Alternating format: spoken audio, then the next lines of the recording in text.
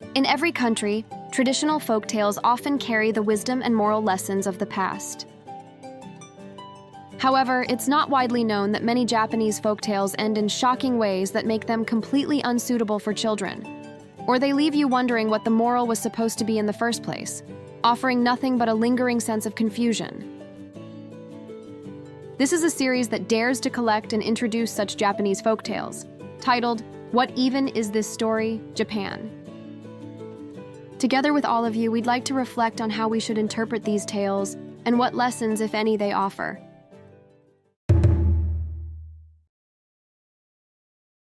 This story is one of the 3 great Japanese folk tales, alongside Momotarō and Kintarō. It is a tale that every Japanese person, young or old, undoubtedly knows. Long ago, in a certain place, there lived a fisherman named Urashima Taro with his aging mother. Come here. One day, he saw a group of children poking and bullying a small turtle on the beach. Kora! Feeling sorry for it, he saved the turtle and returned it to the sea. Years later, while Taro was out fishing, a large turtle appeared and said it had come to thank him for saving it long ago. Arigato. The turtle then took him to the dragon palace beneath the sea.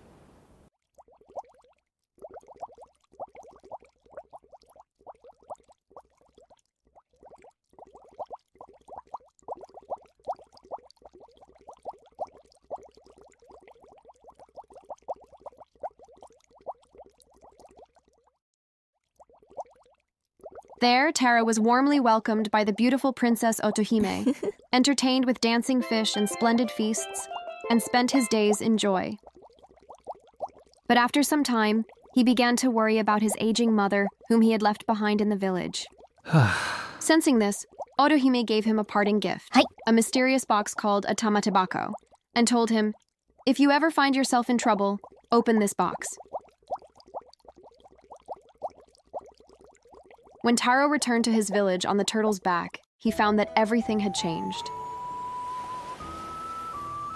His home was gone, the village looked entirely different, and not a single familiar face remained. While Taro had been in the Dragon Palace, many decades had passed in the world above. Confused and distressed, he remembered the box Otohime had given him. When he opened it, white smoke poured out, and in an instant, Taro turned into an old man with white hair and a beard. Excuse me? The end. Hold on. No, really, that's the end of the story. We've tried dissecting it from every angle, but we can't find any type of moral or meaning in this story. Even just as a fantasy story, it doesn't make any sense. It's like a fever dream. Japan B is a channel that randomly shares information about lesser-known aspects of Japanese culture, spanning across various genres. Once upon a time, at a certain temple, a tanuki, raccoon dog, would sneak in every night after the head monk had gone to sleep and eat the offerings placed in front of the Buddha statue.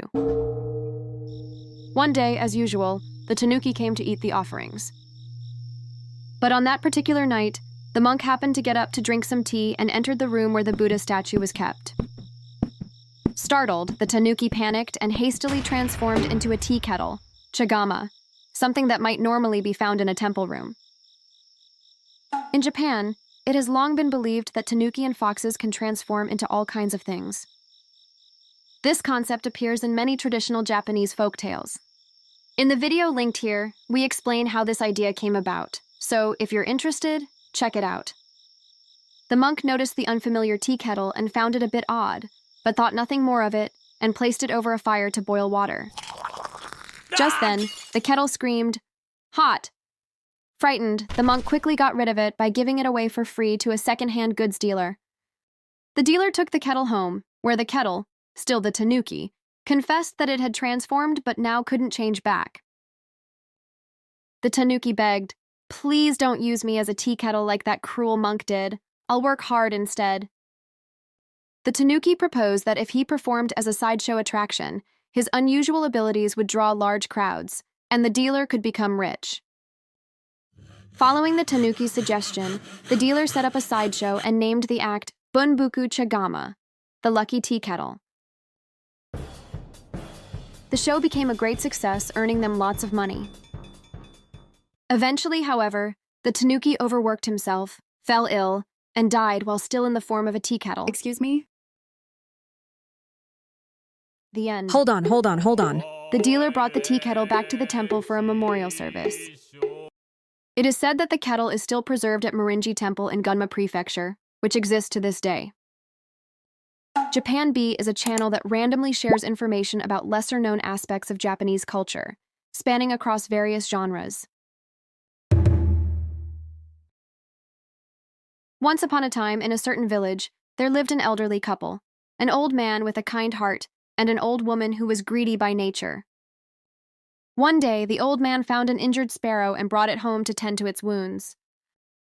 When he tried to return it to the mountains, the sparrow showed great affection toward him, and he too grew fond of the little bird.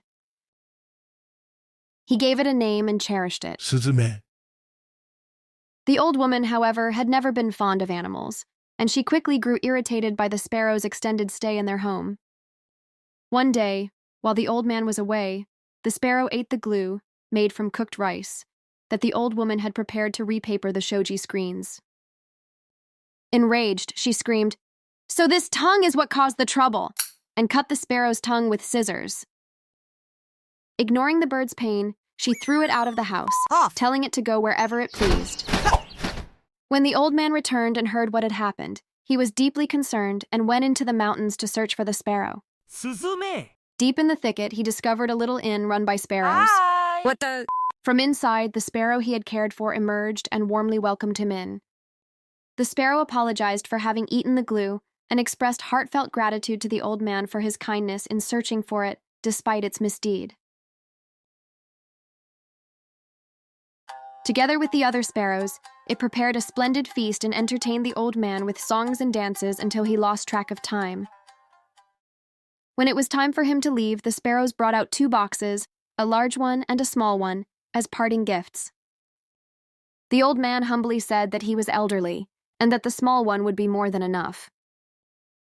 He was given the small box and told, "Do not open it until you get home." Upon returning and opening it, he found it filled with gold, silver, jewels, and coins. When the greedy old woman saw this, she assumed the larger box must contain even greater treasures. Without hesitation, she barged into the sparrow's inn. Oh, hi. She barely touched the food they offered and showed no interest in their dancing. Enough. Instead, she rudely demanded the large box. Hurry up. Though warned once again, "Do not open it until you get home," she could not resist and opened it on the way back. To her horror, a giant monster popped out of the box. In the end, she was devoured by the monster. The end. Hold on. Is it correct to understand this story as teaching the moral of be kind to others? What I'm wondering is this. Would the outcome have been different if the old man had chosen the large box, or if he had opened the box before reaching home, or if the old woman had chosen the small box and opened it at home? If the results change depending on those choices, then the moral of be kind to others doesn't really hold, and it becomes even more unclear what the point of the story is. Japan B is a channel that randomly shares information about lesser-known aspects of Japanese culture, spanning across various genres. Once upon a time, in a certain village, there lived an elderly mother and her son. One day, the son married a hardworking and filial young woman from a neighboring village. After about 10 days, the bride started acting strangely. The mother, concerned, asked what was wrong. The bride confessed, "I need to fart, but I've been holding it in." The mother gently laughed and said, "You don't need to hold back, just let it out." Encouraged by this kindness, the bride let out a tremendous fart.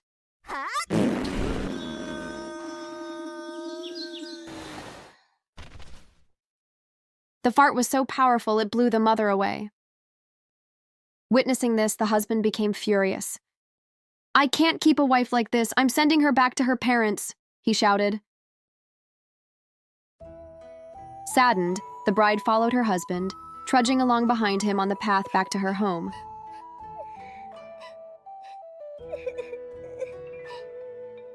As they walked, they came across a cargo ship at the port that couldn't leave due to lack of wind. The bride blasted a mighty fart and sent the ship sailing out to sea. In gratitude, they gave her 3 bales of rice. Farther along the road, they met a man trying to pick persimmons from a tall tree on a mountain pass. Yes, you're right. She does it again. The bride once again let out a fart, which knocked all the persimmons down. The man was overjoyed and gave her his horse. The husband, realizing what a treasure his wife truly was, thought, what a waste it would be to return such a valuable bride. So he decided to return home with her. The wife, overjoyed, farted once more, blowing her husband all the way home. The end. Hold on. We've thought deeply about this story and did many mental gymnastics to try and come up with a moral or theme for this story. We could only come up with either they are trying to say that all wives are valuable or lay off on the beans. Japan B is a channel that randomly shares information about lesser-known aspects of Japanese culture, spanning across various genres. An old man had a lump on his right cheek that he found bothersome.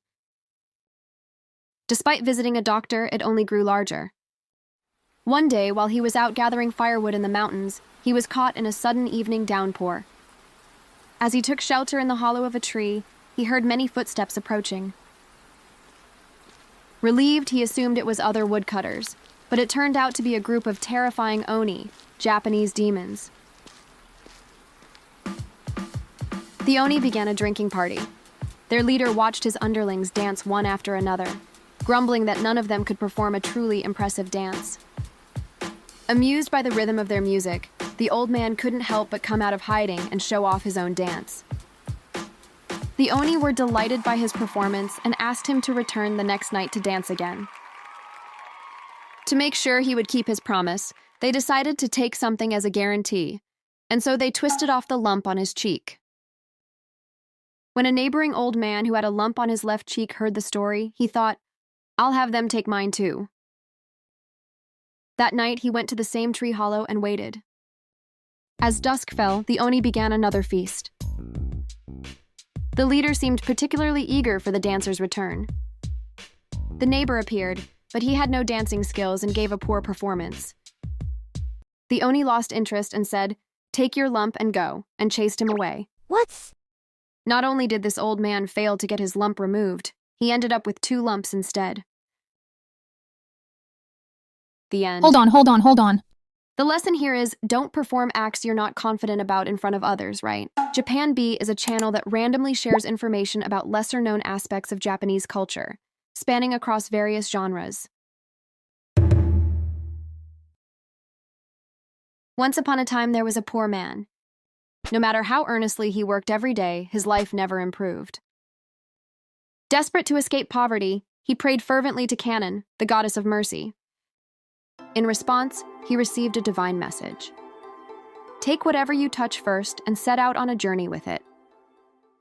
As soon as the man stepped out of the cannon hall, he tripped over a stone and fell. By chance, his hand touched a single straw stalk. Following the divine message, the man took the straw in hand and began walking down the road. Before long, a large horsefly began buzzing annoyingly around his face. Unable to bear the nuisance, he caught the horsefly and tied it to the end of the straw. Soon after, a nearby child who had been crying loudly caught sight of the straw with the buzzing horsefly and wanted it. At first, the man refused, trusting in Cannon's message. But the child's mother, struggling with her son's tantrum, offered to exchange it for a mandarin orange. The man agreed and gave the straw to the boy, receiving the orange in return. As he continued on his way, he met a merchant suffering from thirst. The merchant wanted the juicy orange and offered in exchange a fine bolt of cloth he was carrying. The man handed over the orange and received the cloth. Delighted that a single piece of straw had now turned into fine cloth, the man traveled on and encountered a samurai.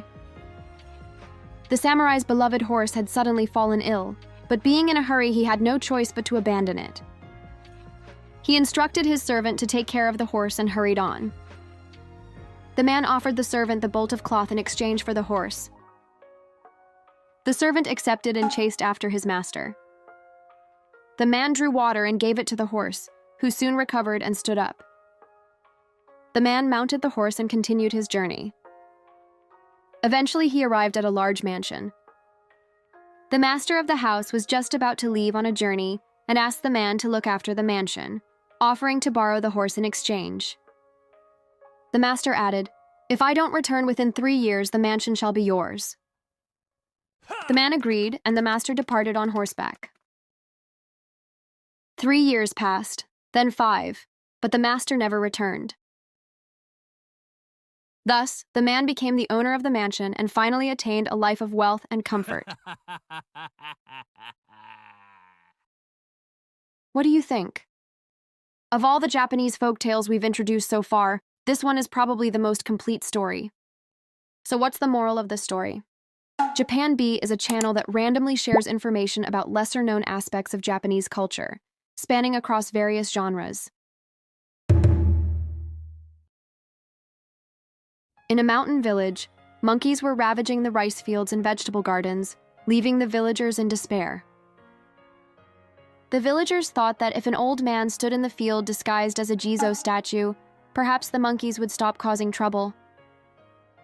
Jizō is a type of Buddhist statue commonly found by roadsides throughout Japan, said to save all beings, and especially revered as the guardian of children.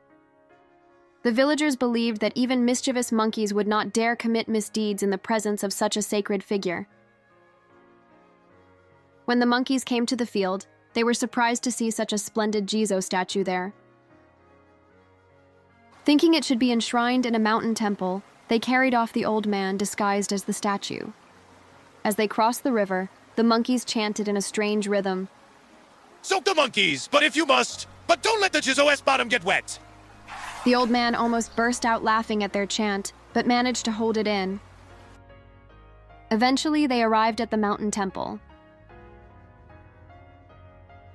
The monkeys said it would be disrespectful to place the Jizō directly on the ground, so they placed him atop 2 chests of gold coins, senryobako, they had stolen from the town. Once the monkeys had finished praying and left, the old man happily carried the 2 treasure chests back home, delighted with his unexpected fortune. Hearing this story, a neighbor old man also disguised himself as a Jizō and stood in the field. Sure enough, the monkeys came again and began carrying him away. "Soak the monkey's butt if you must, but don't let the Jizō's bottom get wet." As they crossed the river, the chant was so funny that he couldn't help but burst out laughing. Realizing the Jizō was a human, the monkeys flew into a rage, scratching him all over, and threw him into the river. Can stone float? The end. Hold on. What are they trying to say in this folktale? Of course, if one saw that their neighbor got chests full of gold by doing something, they would try. And it's so sad that one person sank in a river because they tried. Japan B is a channel that randomly shares information about lesser-known aspects of Japanese culture, spanning across various genres. Long, long ago, back when tigers and wolves still lived in Japan and monkeys had long tails, there was an old woman and her grandson living together in a small, old house in a village. This is a typical traditional Japanese house. Earthen-floored entryway, kitchen. Doors close here at night. The story began here.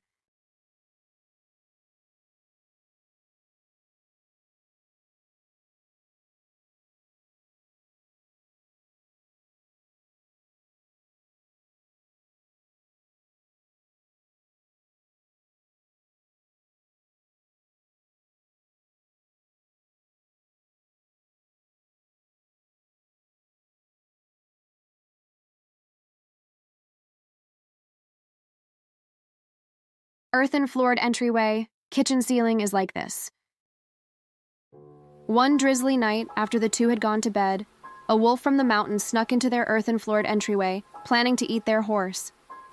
Around the same time, a thief had climbed up into the rafters to steal the horse and was hiding there. The wolf hid right underneath the thief, but in the dim room with no light, neither could see the other. The grandson asked, Grandma, what's the scariest thing in the world? A thief? Thieves are scary, but there's something far more terrifying. Is it a wolf? A tiger? He asked. No, she said. More frightening than thieves, wolves, or tigers is Furuya no Mori. Nothing is scarier than Furuya no Mori. Compared to that, all the rest are nothing. Maybe it'll show up on a rainy night like tonight. The thief up in the rafters and the wolf below both heard this and trembled in fear, imagining what sort of dreadful monster this Furuya no Mori could be, a being even more fearsome than a tiger. As the rain intensified and began leaking into the house, the grandmother suddenly jumped and shouted, Furuya no Mori is here! Furuya no Mori has come! Startled, the grandson burst into tears. The thief, shocked by the noise, lost his balance and fell straight onto the back of the wolf below. The wolf, thinking that Furuya no Mori had landed on him, panicked and took off running at full speed. Even when he tried to shake it off, the thing clung to him with terrifying strength. Meanwhile, the thief thought he had been captured by Furuya no Mori, and terrified, clung on for dear life, thinking, if I fall, I'll be eaten. The wolf ran all through the night. At dawn, the thief began to think, Furuya no Mori, looks like a wolf, huh? I've got to get out of here. Spotting a tree branch, he leapt for it, but it turned out to be hollow. He fell straight down into a deep hole. Meanwhile, the wolf told his fellow animals, bears, monkeys, foxes, raccoons, and tigers, about the horrifying experience he had. Pointing at the tiger, he said, This thing is way more terrifying than you. Maybe you should stop acting like you're the king of the beasts. The tiger, now thoroughly frightened, said, If something that awful is wandering around, we can't just ignore it. So all the animals decided to investigate the area where Furuya no Mori had suddenly vanished. The monkey, though not an orangutan, liked to act like the wise sage of the forest. He started giving them command. Pretending to be knowledgeable, he declared, Furuya no Mori is a truly dreadful being. But in truth, Furuya no Mori was just the village dialect for a leaky old house. The tree with the hole looked suspicious, so the monkey dangled his long tail down inside. I'm going to catch it. The thief, still at the bottom, mistook it for a vine and began to climb. The monkey, shocked by the sudden tug, thought he'd been caught by Furuya no Mori and panicked.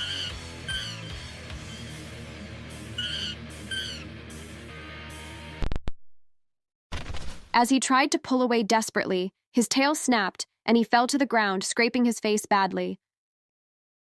From that day on, monkeys have had short tails and red faces. Seeing this, the other animals didn't band together to face the supposed danger. Their leader, the tiger, panicked and fled. He ran and ran, eventually crossing the sea to Korea, and that's why tigers no longer live in Japan. The end. Hold on. Were tigers in Japan? No. You're left with a fuzzy feeling, unsure whether there was a lesson or not, but as a story, it somehow works. The root cause of the commotion lies in the grandmother's words and actions, and it must be concluded that her responsibility is extremely grave. Japan B is a channel that randomly shares information about lesser-known aspects of Japanese culture, spanning across various genres. Once upon a time, there lived a kind and hard-working old man in a village. One day, as usual, the old man was cutting branches in the mountains. At lunchtime, he opened the wrapping on his rice balls, but one rice ball slipped out and rolled down the slope of the mountain. When he chased after it, it fell into a hole. Peering into the hole, he heard some voices. As he listened closely, he accidentally fell into the hole himself. What is this? Inside, he found many mice, who, in gratitude for the rice ball, offered him a choice between a large treasure box and a small one. The old man chose the small box and brought it home. When he opened it, it was filled with treasures. That part sounds familiar. Hearing about this, the old man next door tried to do the same. He kicked a rice ball into the hole and went in himself, shouting for souvenirs. The mice again offered a choice between a large box and a small one, but this old man imitated the cry of a cat to scare them and tried to take both boxes. As a result, he turned into a mole and was never able to return to the surface. Why? Forced to dig tunnels underground for the rest of his life. The end. Hold on. No explanation is given as to why the mice had such powers, or why he turned into a mole, just a terrible ending. Perhaps the moral is, if you scare others just for fun, it won't be taken as a joke. It can have serious consequences. Japan B is a channel that randomly shares information about lesser-known aspects of Japanese culture, spanning across various genres. The purpose of this series is to showcase carefully selected Japanese folktales with ridiculous or nonsensical endings. What the? However, I don't want people to think all Japanese folktales are like that. So, to commemorate our 10th episode, I'll be introducing a more serious and meaningful Japanese folktale this time.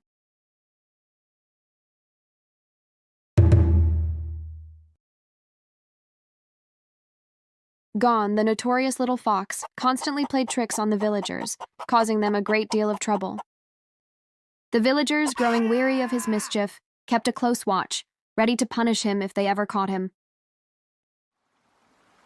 One day, Gon spotted a man named Hyoju fishing in the river. Out of mischief, he released the eel that Hyoju had caught.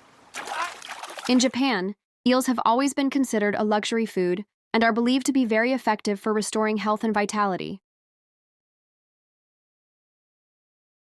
About 10 days later, Gon saw a funeral procession for Hyoju's mother and realized that the eel he had let go was meant for the sick woman. Regret struck him. He had done something terrible. Even Gon hadn't intended to cause harm that couldn't be undone. Feeling sympathy for Hyoju, who had now lost his mother, Gon tried to make amends by stealing sardines and throwing them into Hyoju's house. But the next day, he overheard that Hyoju had been mistaken for the thief by the fishmonger and was beaten. Gon felt terrible. Determined to make amends with his own efforts, Gon began secretly delivering chestnuts and matsutake mushrooms to Hyoju every day. In Japan, matsutake are considered a delicacy and can cost over 10,000 yen per mushroom. At first, Hyoju couldn't make sense of the daily deliveries of chestnuts and mushrooms. He even worried that people might think he was the thief again. But his friend Kazu suggested that it might be a gift from the gods, and eventually Hyoju began to believe that. Gon, hearing this, muttered that it didn't seem fair, but he continued the offerings as a form of repentance for Hyoju and his mother. Then one day, as Gon snuck into Hyoju's house once more, Hyoju sensed something. Thinking the fox had returned to cause more trouble, he shot Gon with his matchlock rifle as the fox tried to slip out the door. Gon collapsed with a thud. Hyoju rushed over and saw a pile of chestnuts arranged on the floor. It was only then that he realized the chestnuts and mushrooms had all been Gon's way of apologizing. Gon, it was you. You were the one who kept bringing me the chestnuts, Hyoju said. Gon nodded slightly with his eyes closed.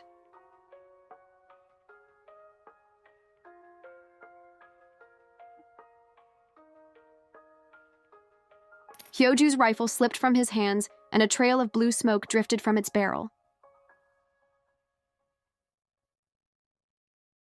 So what did you think? This was our first time featuring a proper Japanese folktale, but as you can see, most stories actually have real lessons and meaningful messages behind them. Japan B is a channel that randomly shares information about lesser-known aspects of Japanese culture, spanning across various genres.